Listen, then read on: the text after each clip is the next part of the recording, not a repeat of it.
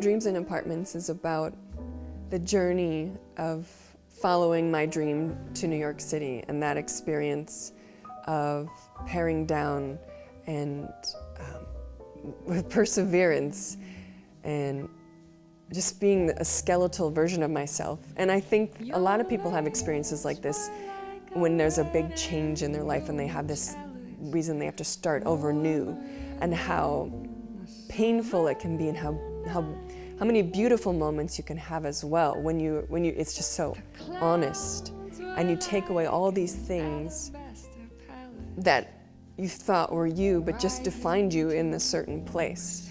So it's about that journey and that vulnerability and that searching and that pumping yourself up to keep going because you have this goal in mind.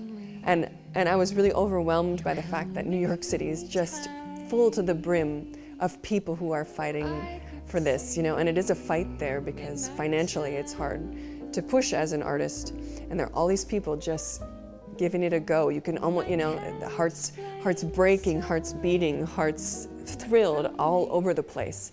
And it's a bit overwhelming at times, but it's also an insanely human experience to go through. And so the album is about that pursuit, about that experience, and being surrounded by other people in that experience.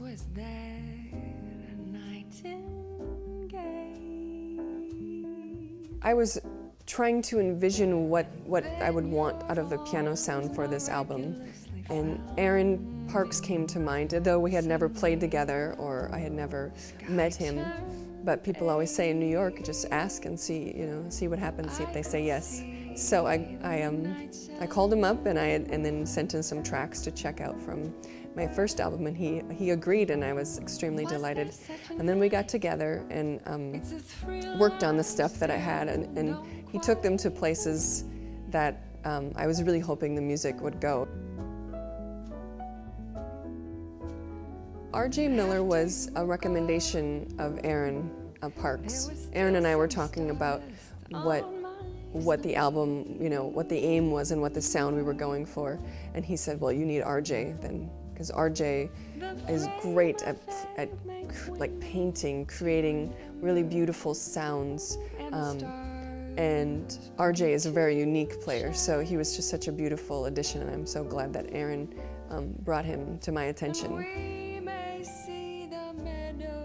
So I was fortunate enough to meet John Hart by playing at the Birdland Jazz Party, and he was the guitarist on that gig for quite a long time, and he is just splendid to work with vocalists. He really gives you space and also listens to what the music needs.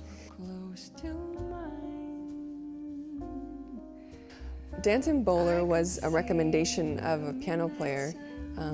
I hired him for a gig and was immediately so happy with how he played and him as a person.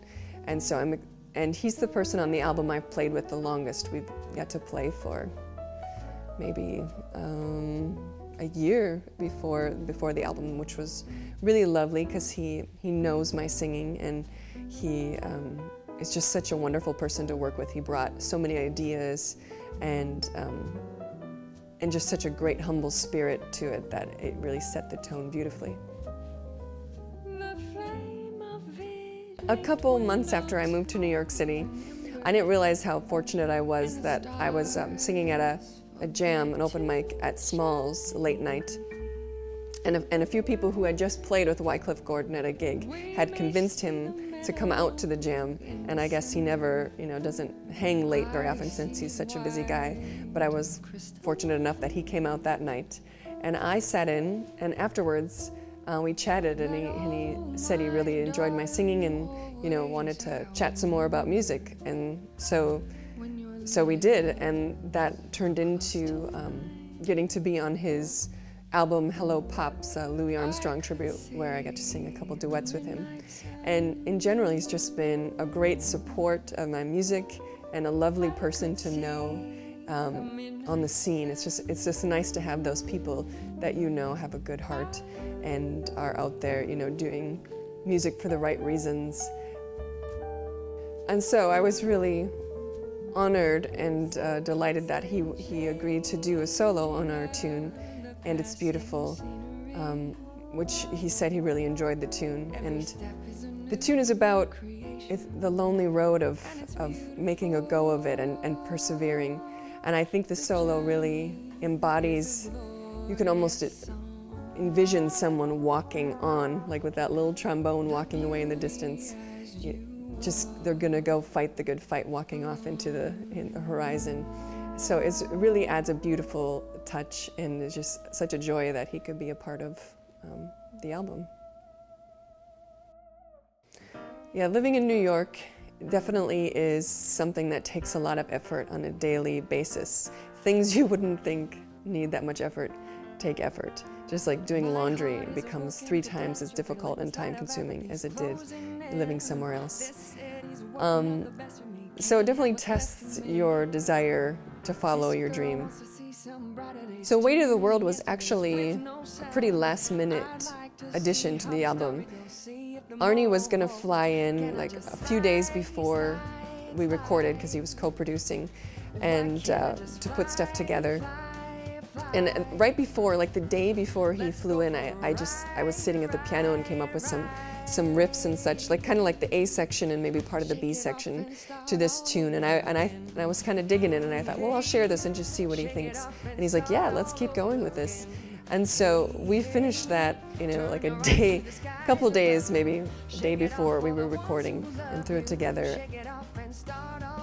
And for me, I want to give a piece of myself to tell some part of my story or someone else's story that really creates a connection with people, that you're sharing something extremely human, and that's for me, that's the ultimate goal of music over anything, is that people leave feeling like they've had a real experience, that this human connection is possible, and I want to give them a part of myself musically. Without you, I know, because of one caress, my world's overturned. At the very start